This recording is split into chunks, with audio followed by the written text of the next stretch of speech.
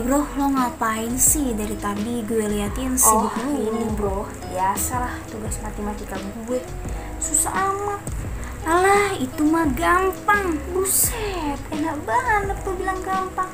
Coba nah, lo kerjain. Kan bagi jerempolin, bagi kita mah. Ya itu mah gue tahu. Gimana? Keren nggak? Iya dong, keren. Lo pengen gak kayak gitu? Siapa yang nggak pengen jago matematika? Ya udah, bagus-bagus ya lo belajar. Oke. Halo, kalian tadi sudah sempat lihat sebuah cuplikan video kan? Kira-kira video tersebut berbicara tentang apa ya? Bener banget, video tersebut berbicara tentang personal branding. Ada yang tahu personal branding itu apa? Penasaran kan? Ya udah, simak pas videonya ya. Oke, sobat kreatif, kita kenalan dulu ya. Perkenalkan, nama saya Desi Fatmasari dengan NIM 220210006. Saya merupakan mahasiswi dari program studi Administrasi Publik Fakultas Ilmu Sosial dan Ilmu Politik Universitas Malikusawai angkatan 2022. Teman-teman boleh panggil saya dengan sebutan Desi. Nah, video ini saya buat untuk memenuhi tugas pada kelas kreatif yang dilaksanakan oleh UKM KSM Creative Minority pada beberapa hari yang lalu. Nah, di sini saya akan menjelaskan tentang personal branding terkait dengan personal branding UKM KSM Creative Minority dan juga personal branding dari diri saya. Yaudah, kita mulai aja ya. Oke, sobat kreatif, apa sih yang terlintas di benak kita ketika kita berbicara tentang personal branding?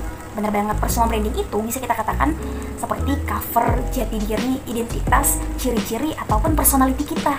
Itu lebih lengkap bahwa personal branding itu adalah perspektif atau pandangan orang lain kepada diri kita ya. Jadi bagaimana orang lain melihat kita dari apa yang kita tampilkan gitu ya. Jadi misalnya nih, kita kenal Jerome Pauline ataupun Maudy Ayunda. Kalau kita berbicara tentang matematika, ya kan kita pasti akan selalu merujuk kepada Jerome Pauline. Kalau kita berbicara tentang wanita yang punya high value gitu, wanita yang keren, yang pintar, cantik, aktris, model, ya kan, pasti kita selalu merujuk kepada Maudy Ayunda. Nah, mereka berdua itu adalah orang-orang yang punya personal branding yang sangat baik, yang sangat keren, teman-teman. Seperti itu. Jadi, bagaimana kita melihat Jerome Pauline dan Maudy Ayunda, itulah personal branding dari mereka. Kalau bagi saya ya, personal branding itu seperti kelebihan gitu. Kelebihan yang buat kita itu beda dengan orang lain. Nah, sebagai contoh nih ya, sobat kreatif, misalnya kamu ahli dalam hal karate, kamu sering memenangkan perlombaan ajang karate gitu. Nah, personal branding kamu adalah karate itu sendiri gitu. Orang lain akan mengenal kamu dari kelebihan yang kamu punya itu, dari skill yang kamu punya. Seperti itu. Ataupun kamu pandai bernyanyi, orang lain juga akan mengenal kamu bahwa kamu adalah sosok yang pandai bernyanyi. Dibuktikan dari kamu sering ikut lomba, kemudian kamu sering berkontribusi dalam hal-hal acara-acara untuk menyumbangkan suara kamu dan lain sebagainya. Lalu, apakah semua orang itu punya personal branding? Jelas punya ya, tidak ada satupun di muka bumi ini orang yang gak punya personal branding. Jadi memang semua individu ataupun semua kelompok individu itu punya yang namanya personal branding. Tapi setiap orang atau setiap kelompok itu kan punya personal branding yang beda-beda gitu. Nah, di UKM KSM Creative Minority teman-teman juga punya loh yang namanya personal branding. Lalu apa sih itu UKM KSM Creative Minority? Nah, teman-teman, UKM KSM Creative Minority ini adalah salah satu unit kegiatan mahasiswa yang berada di Universitas Malikusawai.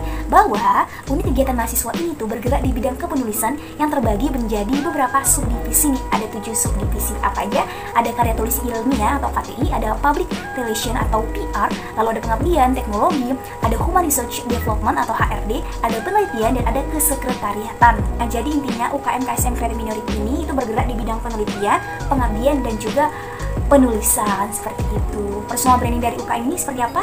Oke, UKM KSM Creative Minority ini memiliki personal branding yang sangat bagus loh teman-teman. Kenapa saya katakan seperti itu? Kalau misalnya kita stalking IG, akun Instagram resmi dari UKM ini, itu kita akan selalu melihat ya bahwa kegiatan-kegiatan yang mereka lakukan adalah kegiatan-kegiatan yang mantap gitu, kegiatan-kegiatan yang hebat, yang mengajak dan merangkul mahasiswa-mahasiswi dari Universitas Malikusawai itu untuk menyalurkan bakatnya gitu. Bakatnya dalam hal apa? Dalam kepenulisan, dalam hal public speaking, dalam hal kewirausahaan, teknologi dan lain sebagainya. Seperti itu. Baru pada UKM ini pun juga itu banyak sekali prestasi-prestasi yang berhasil digapai. Kalau teman-teman lihat ya kan di akun Instagramnya, itu saat saya stalking, saya tuh sangat terpukau, saya sangat wow, keren banget ya, banyak prestasi-prestasi yang berhasil diraih. Selain itu, passing grade ya dari UKM ini juga sangat tinggi loh teman-teman. Kenapa? Karena UKM ini tuh adalah salah satu UKM yang favorit banget di Universitas Malikusawai. Berarti orang-orang yang ada di dalam UKM ini bukan orang-orang yang sembarangan, alias orang-orang yang pilihan orang-orang yang berkompeten, orang-orang yang berkualitas seperti itu. Nah dari situ sendiri itu adalah personal branding dari UKM KSM Creative Minority gitu.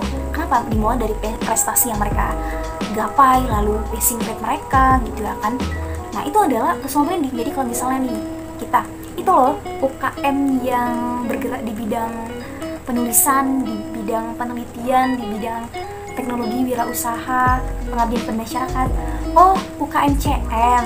Nah, itu kan ada personal brandingnya gitu. Artinya itu adalah cover dari UKM Creative Minority ini.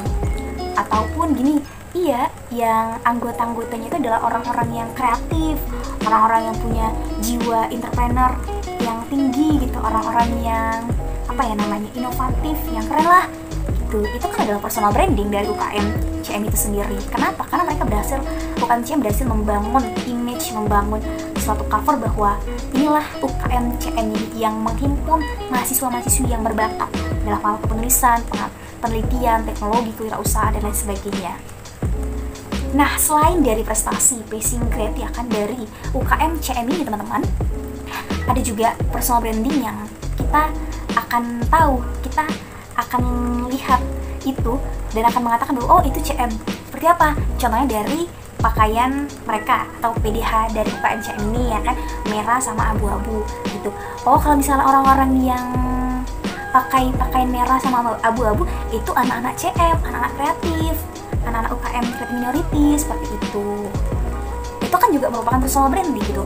Bagaimana pandangan orang lain tentang diri kita, pandangan orang lain tentang suatu organisasi tersebut.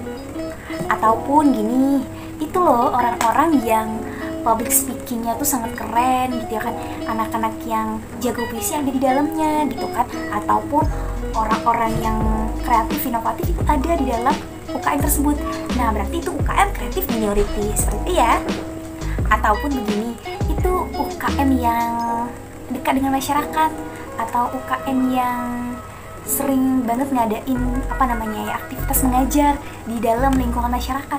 Oh UKM CM gitu. Dan banyak lagi hal-hal yang bisa menjadi personal branding dari UKM CM ini, ataupun dari jargon UKM CM ya kan. Nah jargonnya itu kreatif, inovatif, dan disolutif.